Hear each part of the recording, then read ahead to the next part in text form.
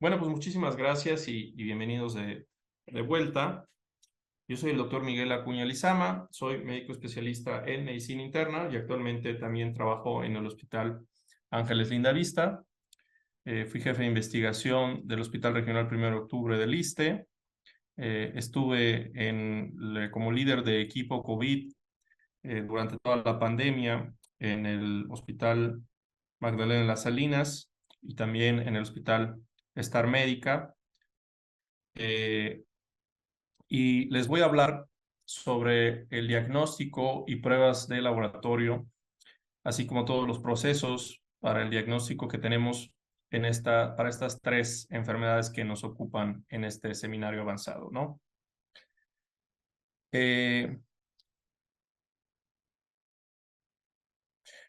¿Cuál es la importancia de estas tres enfermedades? Y tal vez resumiendo un poco lo que comentó el doctor Iván Juárez, pues es una gran importancia, ¿no? Por ejemplo, la neumonía es una de las principales causas de muerte, es la primera en niños y la quinta en adultos, de acuerdo a las estadísticas de la OMS, ¿no? Son enfermedades altamente transmisibles y por lo tanto, pues existe una gran cantidad de contagios y tenemos un gran número de personas enfermas, incluso de forma simultánea. Y también, pues va a haber un gran impacto en las actividades económicas, ¿no? Como nos decía el doctor Iván Juárez, algunas de las infecciones son, por ejemplo, influenza, son muy comunes en las personas que están en edad productiva y por lo tanto tiene un gran impacto sobre las actividades económicas y los ingresos de las familias y de los países, ¿no? Por lo tanto, tienen un gran impacto social y se relacionan mucho con el ausentismo laboral, la generación de incapacidades, etcétera, ¿no? Entonces, aunque pareciera que pues, es una gripe, dices, pues, ¿qué tiene de difícil, no? Es muy importante saber lo más que se pueda sobre ellas, ¿no? ¿Cómo vamos a hacer el diagnóstico? Platicamos de que aunque hay algunas características clínicas de cada una de las distintas enfermedades, no podemos únicamente confiarnos en los síntomas para decidir o tomar decisiones sobre qué tratamiento le vamos a dar a nuestro paciente, ¿no? Y la recomendación que actualmente existe, pues, es realizar un abordaje sistemático, ¿no? Esta es una diapositiva en la cual vemos que la recomendación actual, de acuerdo al European Respiratory Journal, es, en primer lugar, el número 1, tener un diagnóstico sindrómico, en el cual le vamos a dar, sí, importancia a el cuadro clínico, y en el cual debemos de tener en cuenta las definiciones clínicas que existen, como en su momento pues se toma muy en cuenta las definiciones operacionales, ¿sí? Utilizar dispositivos médicos avanzados, que aunque sean muy sofisticados, un oxímetro es un dispositivo médico avanzado, ¿no? Abordajes innovadores de imagen y consensos radiológicos, así como pruebas de laboratorio y biomarcadores ya mejorados, que esos también, aunque suene súper complejo, los tenemos ya muy disponibles y a la mano, y ahorita vamos a platicar sobre alguno de ellos, ¿no? Tenemos que, en segundo lugar, identificar o tener una sospecha sobre el diagnóstico etiológico. ¿Qué tipo de proceso es? ¿Es un virus o una bacteria? Y probablemente de cuál se trate, ¿no? Y para esto es un proceso de cierta forma sencillo, pero de cierta forma compleja, ¿no? ¿Por qué? Porque realmente no hay muchos diagnósticos sindrómicos que podemos hacer y ahorita los vamos a ver, ¿no? Y para cada uno de ellos, pues existen también unos 5 agentes que representan el 90% de las etiologías, ¿no? Por lo tanto, no tenemos que rompernos la cabeza para buscar hacer 1000 pruebas para llegar al diagnóstico, ¿no?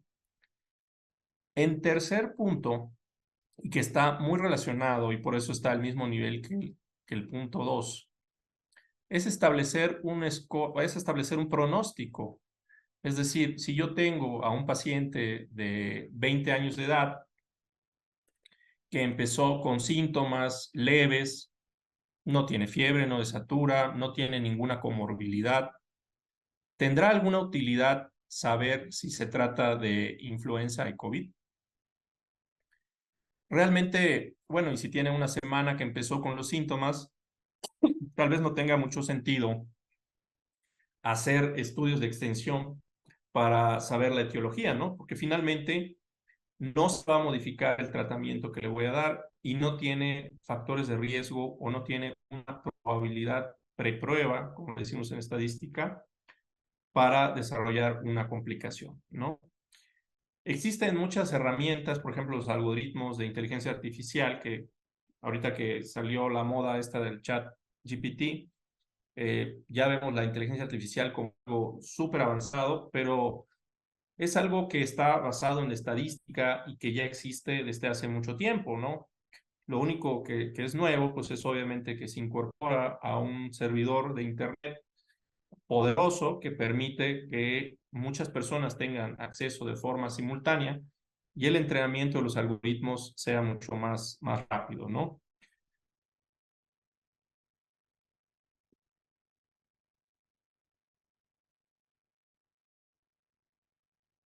Les decía yo que la inteligencia artificial, pues, es el presente, es el futuro, pues realmente es en gran parte el pasado, ¿no? Durante la pandemia por el COVID-19 vimos varias herramientas, por ejemplo, aquí les presento tres que en su momento estuvieron disponibles de forma gratuita y la cual, si uno ingresaba las imágenes, como podemos ver en la imagen de la derecha, este es un artículo publicado este año en Medicina Crítica, en la cual nos muestra el modelo de identificación de los focos neumónicos que se encuentran en las radiografías de tórax, ¿no? Pero esta capacidad o esta sensibilidad de la inteligencia artificial para documentar estas lesiones no era superior al análisis que podía hacer un médico radiólogo entrenado. Entonces, es útil para aquellos que no se dedican de forma exclusiva a atender enfermedades respiratorias, pero tampoco es algo, al menos en esta área, hablando de infecciones respiratorias, que represente una superventaja comparado con el sentido común, ¿no? Y eso es a lo que quiero llegar, ¿no?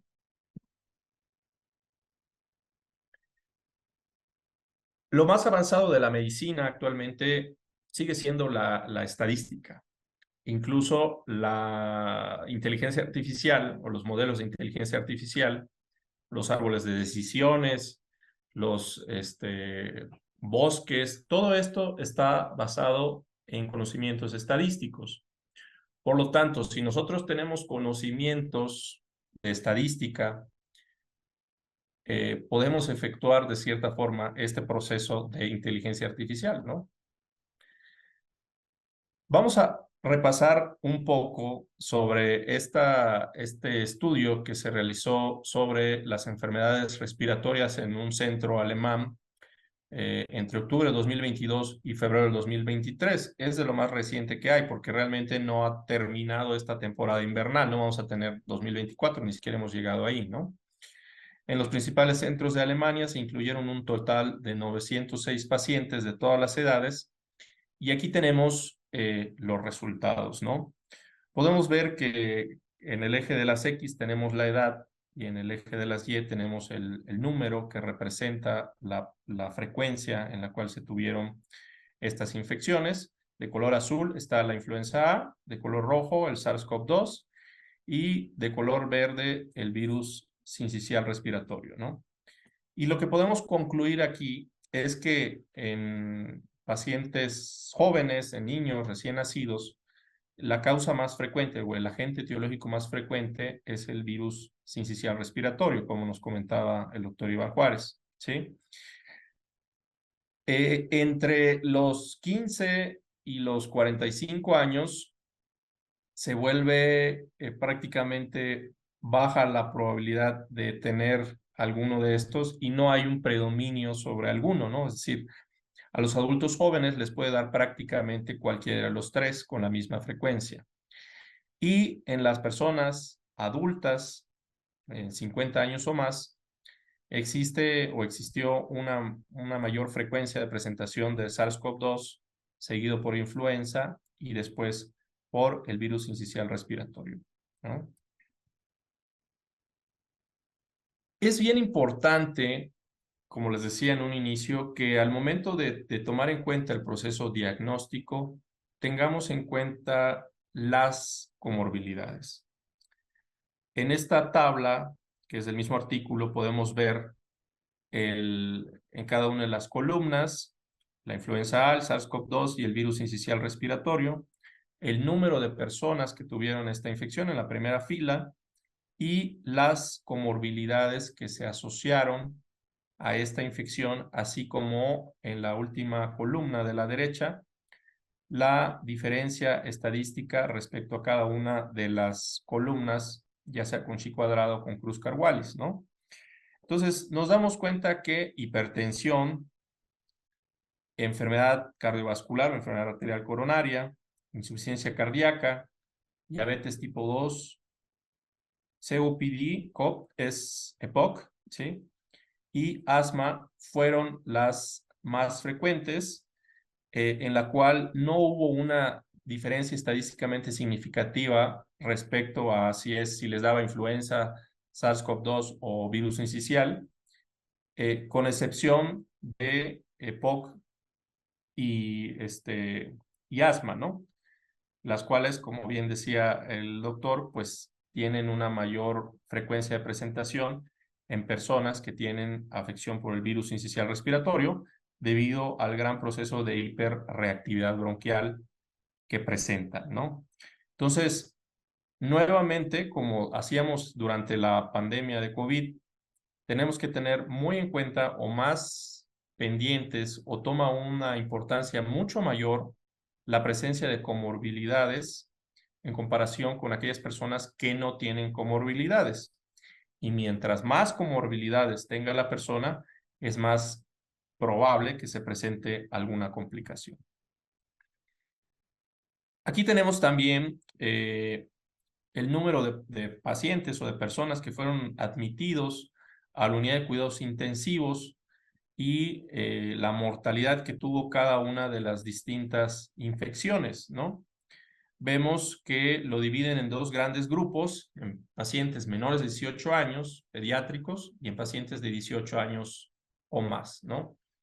Llama la atención que para el virus sincicial respiratorio fue más probable que tuviera una admisión a la unidad de cuidados intensivos, pero la mortalidad fue prácticamente nula en este grupo de menos de 18 años para cada una de las tres distintas infecciones, ¿no?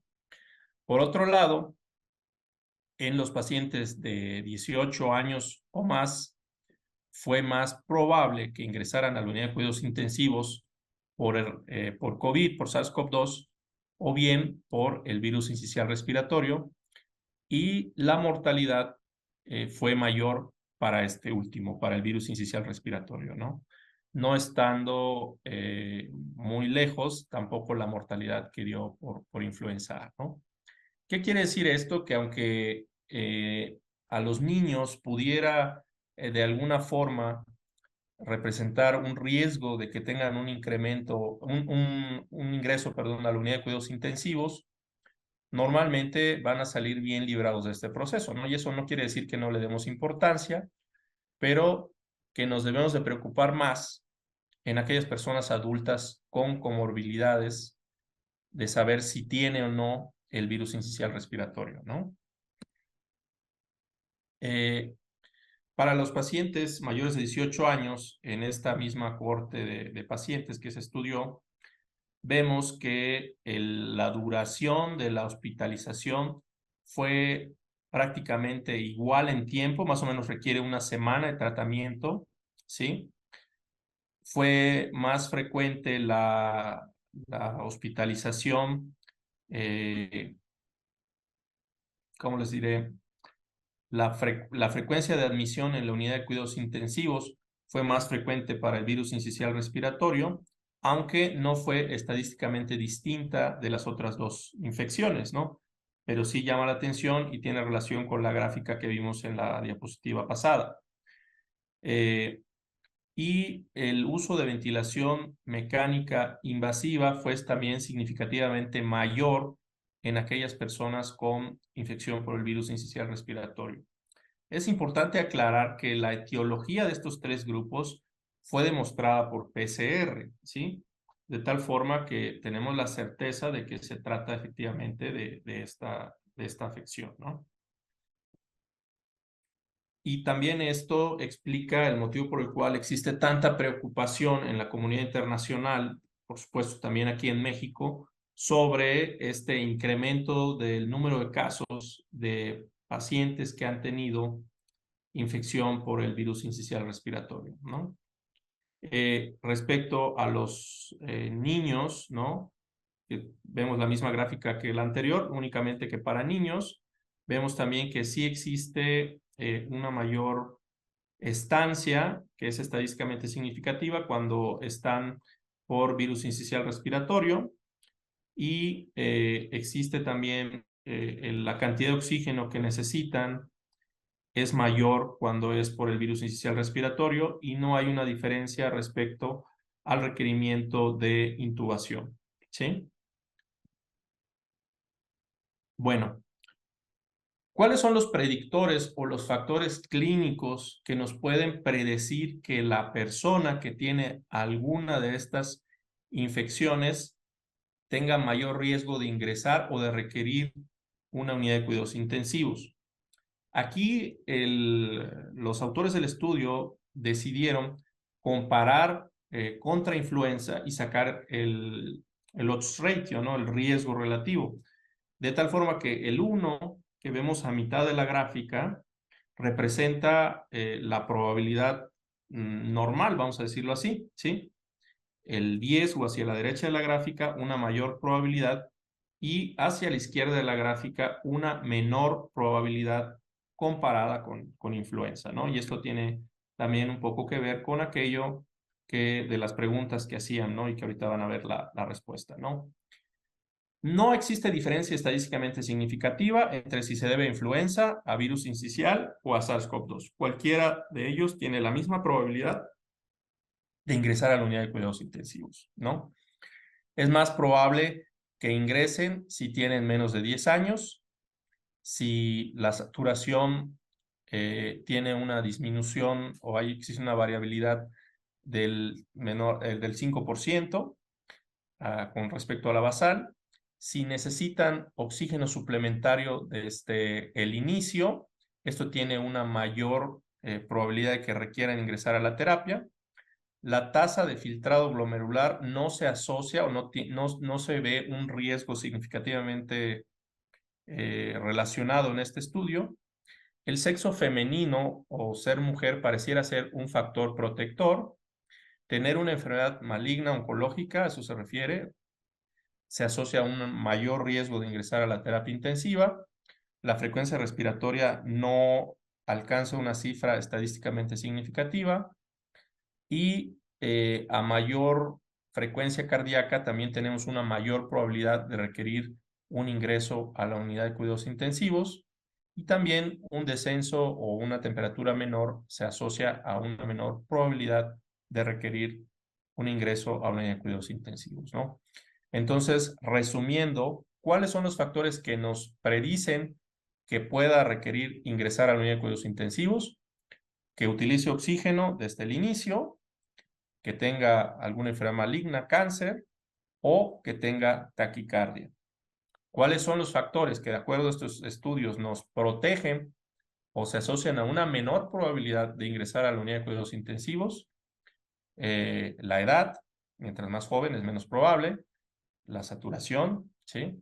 El sexo femenino y la ausencia de fiebre o la temperatura, ¿no? Estas son las estadísticas en México. En México lo hacemos normalmente por la semana epidemiológica y podemos ver que efectivamente existe de color azul un repunte desde finales del 2022 de la frecuencia del virus sincicial respiratorio y por influenza y parainfluenza, como podemos ver en color verde, ¿no? Muy parecido a lo que observamos también en el ejemplo que poníamos de la población alemana. Desafortunadamente, para el caso de México, no tenemos este mismo análisis respecto a el cuadro clínico, a la probabilidad de ingreso a UCI y todo, ¿no? Por eso fue que decidí poner este ejemplo del estudio alemán, ¿no? Entonces, sentido común, simplicidad, saber cada una de estas enfermedades como nos las han enseñado en la Facultad de Medicina y hacer un examen clínico juicioso siguen siendo las herramientas más valiosas para ayudar más a nuestros pacientes, ¿no? Se repite nuevamente lo que vimos durante la pandemia de COVID. Si tenemos una persona que tiene múltiples factores de riesgo, que tiene cáncer, que tiene diabetes, que tiene EPOC, que tiene edad avanzada, pues es más probable que esa persona se ponga mal. Y entonces, si yo la veo con datos de dificultad respiratoria, de taquicardia, de desaturación, se vuelve importante tener un diagnóstico, porque eso también me va a permitir dar un pronóstico. ¿Se va a recuperar? ¿No se va a recuperar? Y toma sentido también al momento de decidir dar un tratamiento, ¿no? Ahorita vamos a ver los cuadros clínicos, ¿no? La ITSA, que es la International Society of Infectious Diseases of America, nos dice que debemos de utilizar un abordaje sindromático guiándonos por pruebas rápidas en un entorno que se llama point of care. Es decir, que tenemos al paciente ahí y en ese momento nosotros le hacemos la prueba o lo mandamos rápidamente y tomamos la decisión, ¿sí? Pero siempre basándonos en el abordaje sindromático, ¿sí? Existen muchas pruebas que se llaman FilmArray, bueno, de hecho es como una marca registrada, que nos da muchas pruebas de PCR, pruebas rápidas, y que nos permite confirmar que existe la presencia de cierto virus, ¿no? Y eso es mucho más rápido contra otras pruebas diagnósticas y sobre todo contra los cultivos. Son pruebas que son muy sensibles y esto precisamente, a pesar de ser una ventaja, también es una desventaja. ¿Por qué? Porque eh, igual que como pasaba con las pruebas rápidas contra COVID, puede salir positiva, pero eso no necesariamente te está diciendo que existe la enfermedad, sino nada más te dice que existe un fragmento de la cápsula del virus o del virus en ese paciente, ¿no? Entonces uno debe de tomarlo de acuerdo al cuadro clínico para saber si debemos de darle un tratamiento contra eso o no, ¿sí? Requieren un diagnóstico sindromático. ¿Por qué? Porque existen, por ejemplo, aquí en el Hospital Ángeles Lindavista tenemos paneles para detección de neumonía y paneles para detección de infección respiratoria superior, ¿no? O tenemos paneles que únicamente incluyen COVID e influenza A y B. Entonces, ¿cuál le voy a pedir? Pues depende del síndrome o del cuadro clínico que tenga mi paciente. Si es una persona joven que empieza con un proceso de neumonía adquirida en la comunidad, yo la exploro, observo que tiene un síndrome de condensación en la base derecha, le tomo una radiografía y tiene una neumonía ahí localizada en esa área, entonces lo que me podría más ayudar pues es un panel respiratorio de neumonías o de vía respiratoria inferior. No tendría caso que yo le hiciera COVID o influenza. ¿Por qué? Porque es raro que estos den una neumonía localizada, ¿sí? También, por ejemplo, si la persona tiene una neumonía de focos múltiples, no tendría mucho sentido que yo buscara esa neumonía, ¿no? Ahí tendría que pensar en Staphylococcus aureus, sobre todo si es una persona que tiene algún factor de inmunosupresión. Si es una neumonía adquirida en el hospital, una neumonía nosocomial, voy a pensar en otros agentes, tal vez ahí tome importancia Pseudomonas aeruginosa. Si es una neumonía en una persona que tiene EPOC o que tiene fibrosis quística, los agentes van a ser muy distintos. Por eso les digo que es súper importante y que no debemos de dejar pasar de ninguna forma el interrogatorio, el cuadro clínico, algo tan sencillo como cuántos años tiene, qué enfermedades tiene, ¿sí? Qué sexo tiene, evidentemente, ¿no? Todo eso nos va a orientar sobre contra qué nos estamos enfrentando, ¿no? Y va a ser indispensable tener una apropiada toma de muestra, ¿no? Por ejemplo, si yo quiero hacer un panel respiratorio inferior, se necesita un lavado bronquial intubado. Bueno, a lo mejor se puede hacer a través del tubo orotraqueal. Pero si es un paciente ambulatorio que yo estoy viendo que no tiene fiebre, no tiene nada, nada más tiene tos, no tiene sentido que yo le pida un panel respiratorio inferior, porque muy probablemente va a salir negativo o peor, va a salir positivo algo que nada más tiene en la boca y le voy a dar un tratamiento que no corresponde con lo que tiene la persona, ¿no? Por eso les decía que el hecho de que sea sensible, de que un método sea muy sensible, es una desventaja porque existe una gran probabilidad o una mayor probabilidad de que tenga un falso positivo. Eh, Precisamente en este artículo donde se describe el abordaje con un panel múltiple guiado por síndromes, nos ponen estas imágenes en la cual nos habla sobre, por ejemplo, del tracto respiratorio superior, que podemos tener un cuadro clínico de sinusitis, faringitis, de nasofaringitis, de amigdalitis o de laringitis. Y dependiendo de eso, van a ser los distintos tipos de agentes que yo puedo encontrar. Por otro lado, si tenemos un cuadro de una infección del tracto respiratorio inferior, podemos tener una neumonía, una bronquitis o una bronquiolitis, y de acuerdo a eso, el tipo de agente también va a ser distinto. Y por lo tanto, la prueba que voy a solicitar debe de ser muy dirigida. Aquí pongo ejemplo, bueno, son 5 ejemplos de paneles sindromáticos para el diagnóstico de enfermedades respiratorias, ¿no? Tanto para respiratorio superior como inferior, ¿no? Por ejemplo, tenemos el QIAstat, que incluye COVID, pero que también nos evalúa influenza A, el subtipo H1N1, si tiene H1, H3, la influenza B, SARS-CoV-2, el virus incisional respiratorio, enterovirus, Mycoplasma pneumoniae, Legionella, Bordetella pertussis, ¿sí? Si se dan cuenta, el tiempo de proceso es de aproximadamente 1 hora y consiste en hacer una PCR en tiempo real multiplex, es decir, que se evalúa de forma simultánea la replicación del material genético de cada uno de estos, bueno, no todos, sino de las partes seleccionadas de cada uno de estos agentes, ¿no?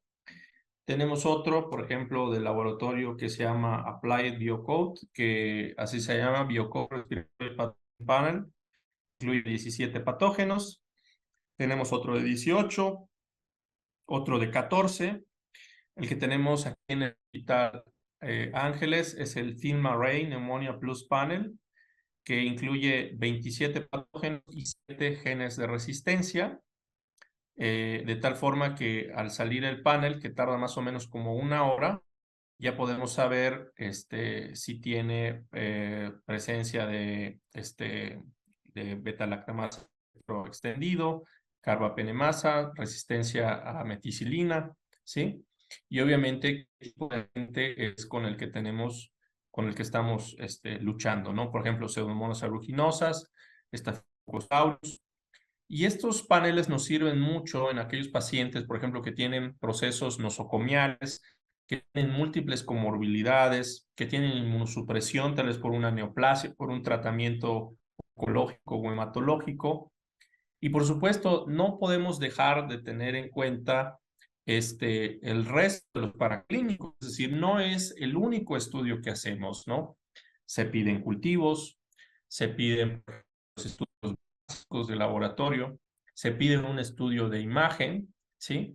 Y ya con eso vamos a tomar una decisión que seguramente va a ser asertiva y en la cual va a ayudar al paciente a dos cosas, a que mejore y a que no empeore. En el caso de decir que no empeore, sobre todo me refiero a que ya hoy por hoy tenemos que tener mucho cuidado y debemos de ser muy juiciosos al momento de decidir iniciar un antimicrobiano. Porque ya tenemos muchísima resistencia, muchos patógenos que son que tienen resistencia a carbapenémicos, que tienen resistencia a antibióticos de última generación y que si nosotros nada más seguimos dándole lo que no es, únicamente estamos contribuyendo a que genere otras resistencias y a que haya selección de otros patógenos que tal vez en ese momento no están causando una infección, pero que tienen ese potencial de volverse patógenos, ¿no? Y un ejemplo muy clásico es obviamente Clostridium difficile, que causa colitis membranosa cuando abusamos del uso de los antibióticos. Entonces, debemos de tenerlo también muy en cuenta y ese es el motivo por el cual existen estas herramientas, ¿no? Y uno podría imaginarse, es carísimo, es súper complejo, se tarda mucho tiempo. La verdad es que se tarda una hora, ¿sí? A lo mejor en lo que toman la muestra, la llevan, se da el resultado, lo suben a la computadora, se tardará 2, 3 horas cuando mucho. Y ya tenemos el resultado, ¿sí? Caro, no me parece. O sea, ¿comparado con qué? Comparado, a lo mejor les voy a hablar de mi práctica en el sector público. Una persona ahí se echa 21 días hospitalizado y 3 esquemas de antibióticos de amplio espectro para poder llegar al correcto, ¿sí? Cada dosis, por ejemplo, de meropenem tiene un costo entre 1,500 y 3,000 pesos y normalmente, suponiendo que la función renal sea normal, requiere de 3 dosis al día. Entonces, estamos hablando aproximadamente de 10,000 pesos al día, sin considerar la hospitalización, que a nivel público tiene un costo promedio de 5,000 pesos el día de hospital, ¿sí? Sin considerar los cuidados de enfermería, los demás medicamentos, etcétera, ¿no? Y el panel cuesta aproximadamente entre 7 y 15,000 pesos. Entonces, sí, obviamente es caro comparado con un examen general de orina que te cuesta 100 pesos, por supuesto, ¿no? Pero es barato si lo comparamos con las implicaciones que tiene en la forma en la que podemos ayudar a nuestro paciente. Y estamos hablando de antibióticos disponibles, no estamos hablando de colistina, ni por ejemplo de ceftazidima con aviram, o sea, ya antibióticos que existen en México, pero que son muy complejos, ¿no? Son muy caros, cada dosis puede llegar a costar hasta 7,000 pesos. Entonces, se vuelve algo de verdad que si les parece caro, pues es más caro no hacerlo, ¿no? Bueno, ya vamos a concluir y aquí pues sí quiero nuevamente invitarles a que pues piensen, ¿no? ¿Qué dudas tienen en este sentido? Yo sé que a lo mejor les pareció súper complejo, ¿no? Pero no deja de ser lo que dijimos en el principio. Elaboren un diagnóstico sindromático de acuerdo a la historia clínica básica, la exploración clínica básica, ¿sí? Piensen ustedes en un diagnóstico etiológico y piensen en las implicaciones pronósticas que tiene este diagnóstico, ¿sí? Si mi sospecha, por ejemplo, es que sea COVID en un niño de 5 años que no tiene ninguna enfermedad y que está aquí dando vueltas en el consultorio, no me preocupa, ¿sí? Porque realmente la probabilidad de que vaya a desarrollar un proceso grave, sabemos que es baja, ¿sí? Y la probabilidad de que llegara a fallecer, pues ya vimos que es prácticamente nula, ¿no? Pues, ¿qué es lo que tenemos que hacer? Pues nada más decirle, bueno, tienen que evitar que se vaya a contagiar pues, la abuelita, ¿no? Que vive con él, este, porque a lo mejor esa sí puede ir mal, ¿no? Y pues hay que darle mucha agua, tomarle su paracetamol si tiene fiebre, pero no tenemos que hacerle un film array respiratorio de 27 agentes de neumonía, ni hacerle una broncoscopía, ni darle meropenem, ¿no? Aquí en el Hospital Ángeles Lindavista tenemos todos estos estudios, por ejemplo, la PCR o la prueba rápida para el virus sincicial respiratorio tiene un costo de 1,252 pesos y tenemos una prueba combinada, una prueba rápida que incluye SARS-CoV-2 e influenza A y B que cuesta aproximadamente 2,000 pesos, ¿no?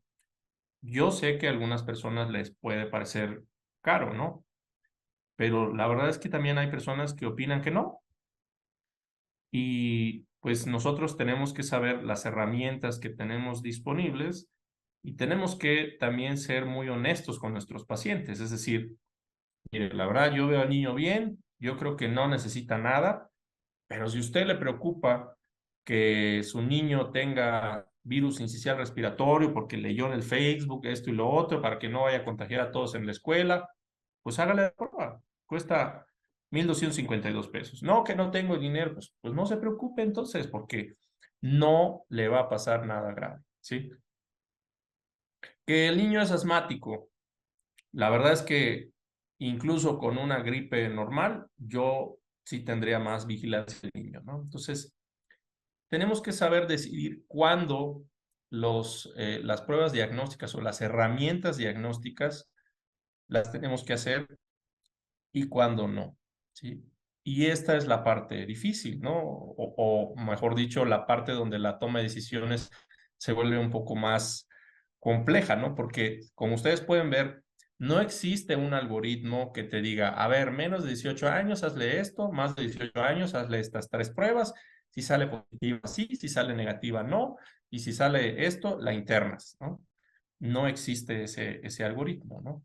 Entonces sí necesita mucho de una decisión juiciosa, ¿no? Una decisión juiciosa que tiene que tomar en cuenta las características del paciente, ¿sí?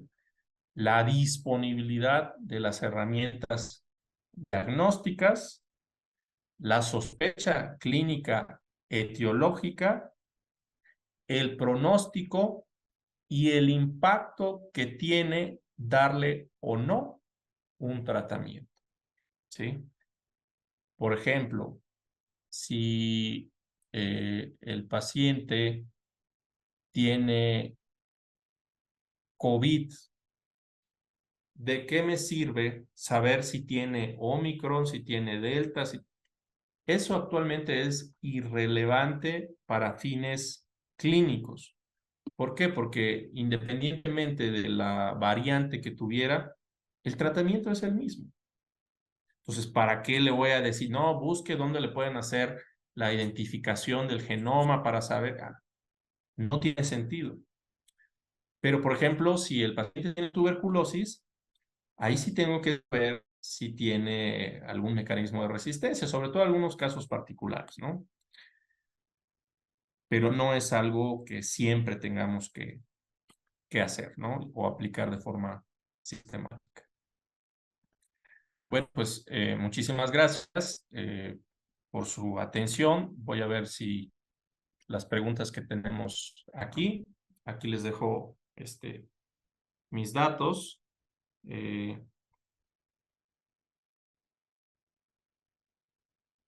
Vamos a ver. Un segundito para que pueda ver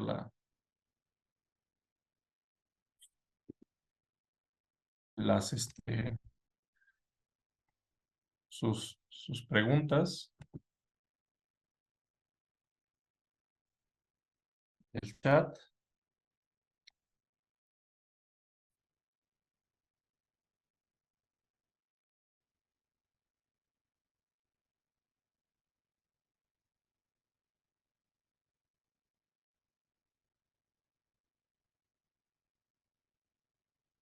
Bueno, veo aquí una que dice, ante tanta resistencia bacteriana, ¿qué tan recomendable es hacer antibiograma para ser más certeros?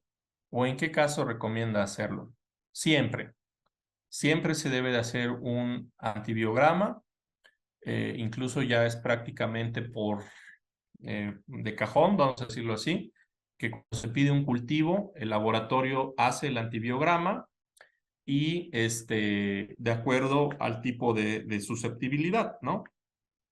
Si es un agente gram positivo, gram negativo, ellos saben qué antibióticos son los que tiene sentido hacerles el antibiograma, ¿no? Tengan mucho cuidado con los antibiogramas, porque no porque tenga sensibilidad in vitro, es decir, porque en el antibiograma salga sensible, no necesariamente quiere decir que tiene sensibilidad in vivo, ¿no? Y aquí lo más importante es, como igual que con las pruebas de rápidas, no porque salga positivo, quiere decir que el paciente tiene la infección. Y no porque tenga el agente, quiere decir que tenga una infección o de trascendencia clínica, ¿no? Por ejemplo, en el caso de las infecciones de vías urinarias, si la persona, digo, yo sé que no estamos hablando de eso, pero es un ejemplo muy clásico, si la persona no tiene síntomas, no le doy tratamiento, porque lo más probable es que se trate de contaminación, ¿sí? Lo mismo ocurre para las infecciones respiratorias, o sea, si yo le pido un cultivo de expectoración y me sale ahí algún patógeno de la microbiota normal, no tiene caso darle antibiótico, aunque salga positivo el cultivo, ¿no? Eh,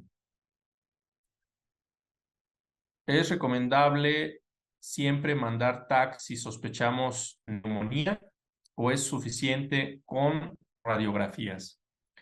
Es suficiente con radiografías e incluso podemos en algunas ocasiones hacer el diagnóstico clínico, ¿no? ¿En qué casos se vuelve necesario hacer la tomografía? Cuando queremos saber la severidad, cuando tenemos una neumonía, por ejemplo, bilateral, queremos saber qué tanta afección hay, nos puede servir. También las características de la tomografía o incluso de la radiografía nos orientan sobre la etiología. Como les decía yo, una neumonía de focos múltiples es muy distinta a una neumonía con una consolidación específica, ¿sí? Entonces, eh, para decidir si le tomamos tomografía o radiografía, eh, es importante evaluarlo, como hemos dicho a lo largo de la plática, en el contexto clínico. En la mayoría de las ocasiones basta con una radiografía, ¿no? Hablando de neumonías, por supuesto, ¿no? Otra cosa que tenemos que tomar en cuenta es que el precio, por ejemplo, de las series radiológicas ya se aproxima mucho al de las tomografías. Entonces, si yo tengo una persona, por ejemplo, que tiene sinusitis, es mejor, me va a servir mucho más hacerle una tomografía de senos paranasales a hacerle las proyecciones clásicas, ¿no? Para buscar sinusitis. ¿Por qué? Porque ahí sí me puede ayudar a identificar si existe, por ejemplo, desviación del septum, si existe hipertrofia de los cornetes, o incluso si ya tenemos un absceso, ¿no? Si esa es mi sospecha.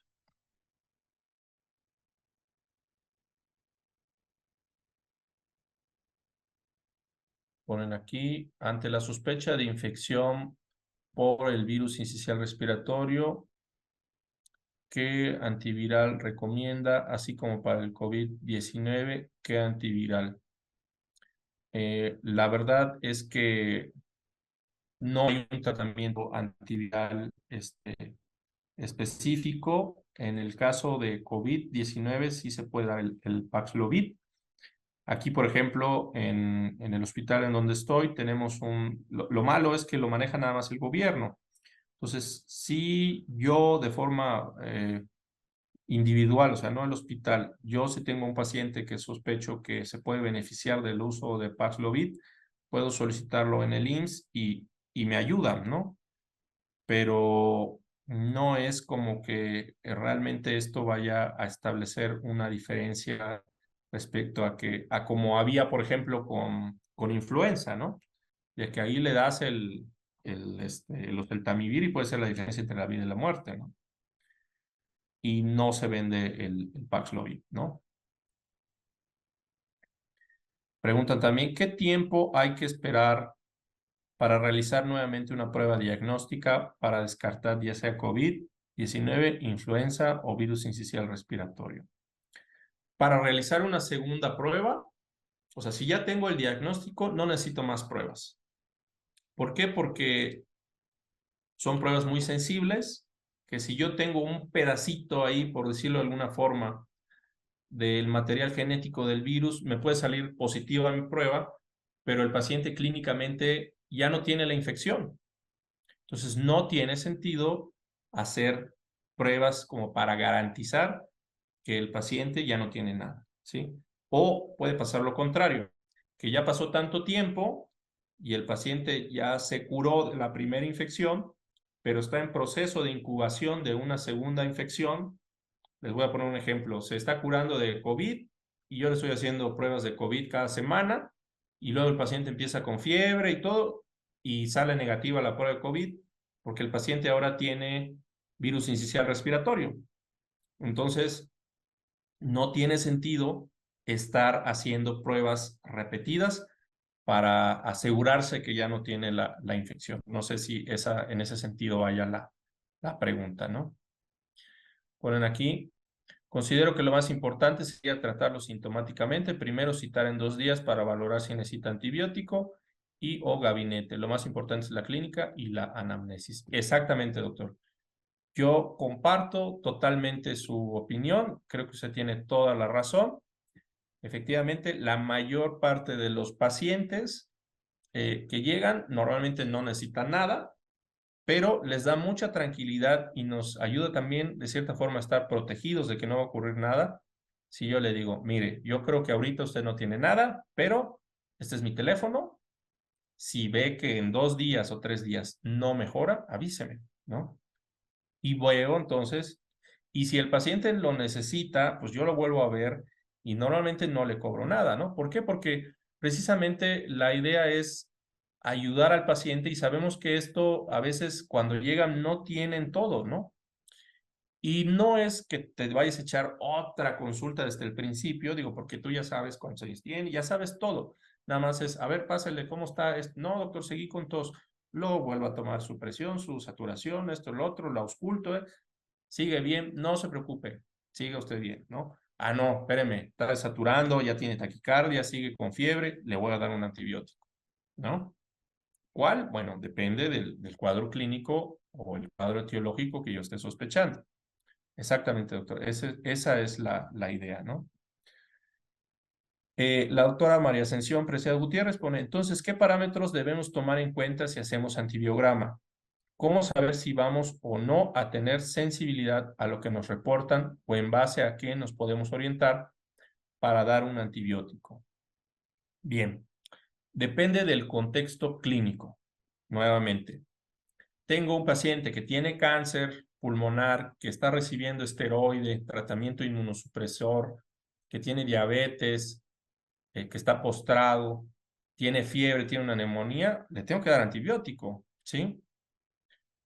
Tengo un paciente niño que tiene una otitis media. Digo, bueno, yo no soy experto en niños, ¿sí?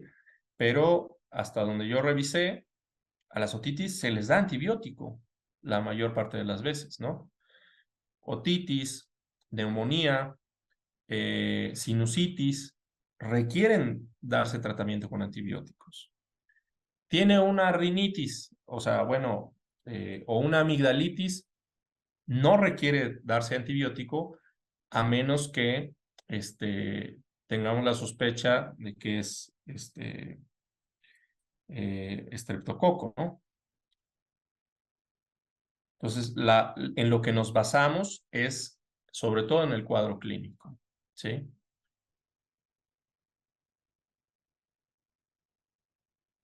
¿Qué resultado sigue teniendo el oseltamivir en la presencia de COVID? Pregunta el doctor Pánfilo Sandoval Ochoa. No sé si estoy entendiendo bien la pregunta, o sea, si a lo mejor quiso poner que en la presencia de influenza, el oseltamivir solo sirve para influenza, no sirve para COVID. Si bien durante la pandemia COVID, como decía el doctor, hicimos muchas tonterías, algunas se les daba oseltamivir, esto y lo otro, para COVID no tiene utilidad. Para influenza, sí.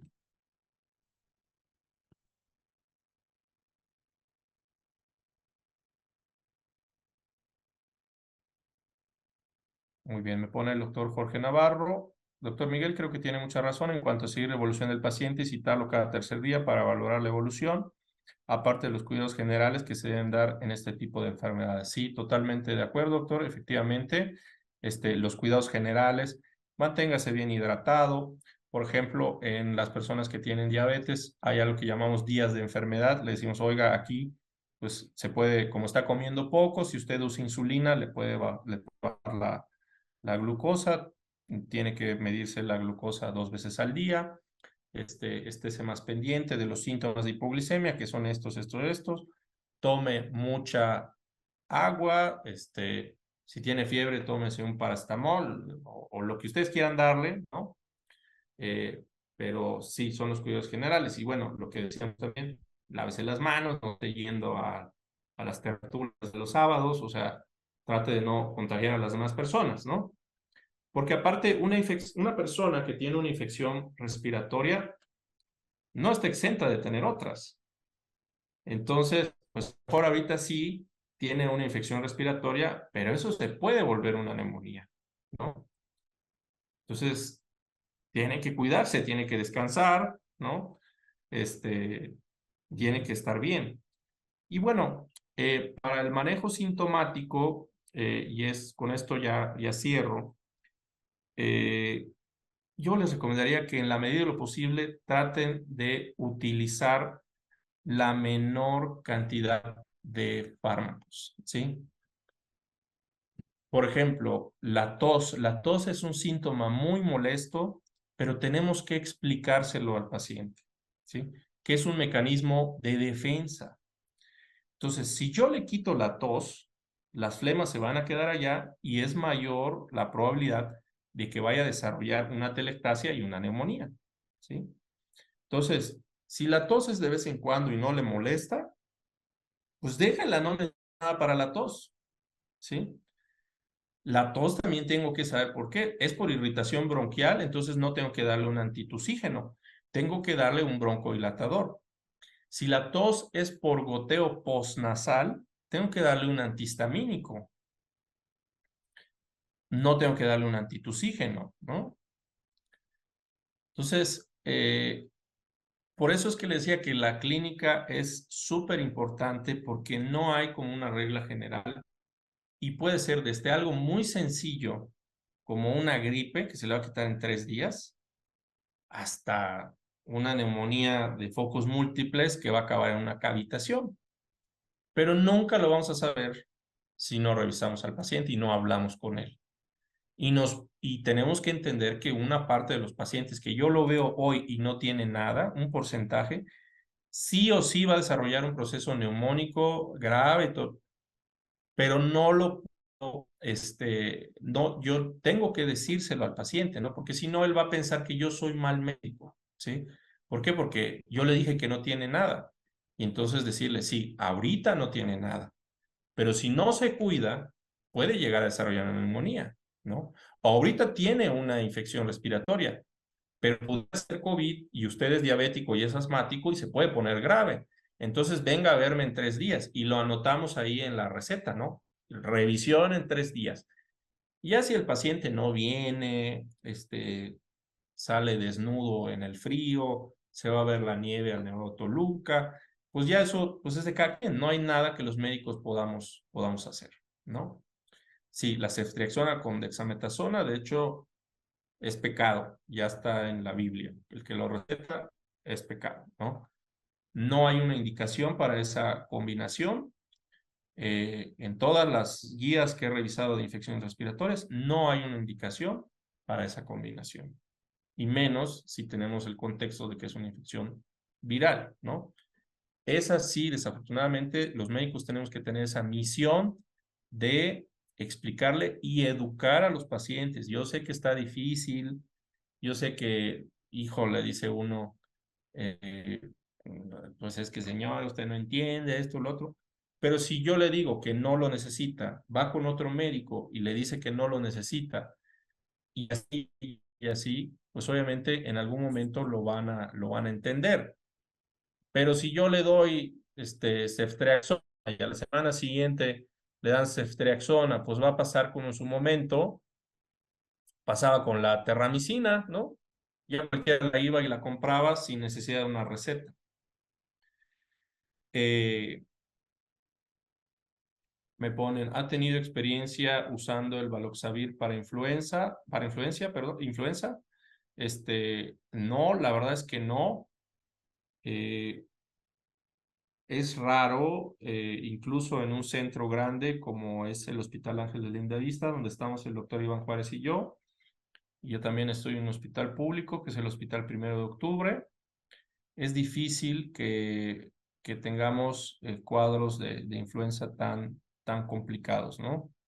Entonces, no ha habido necesidad y ustedes saben que precisamente esto se asocia a que cuando no se ocupa, pues no se tiene disponible. O sea, no podemos tener una farmacia grande con todos los medicamentos del mundo, aunque por ahí digan que sí, ¿no? Pero no, por aquí no, en la zona norte no la tenemos, ¿no?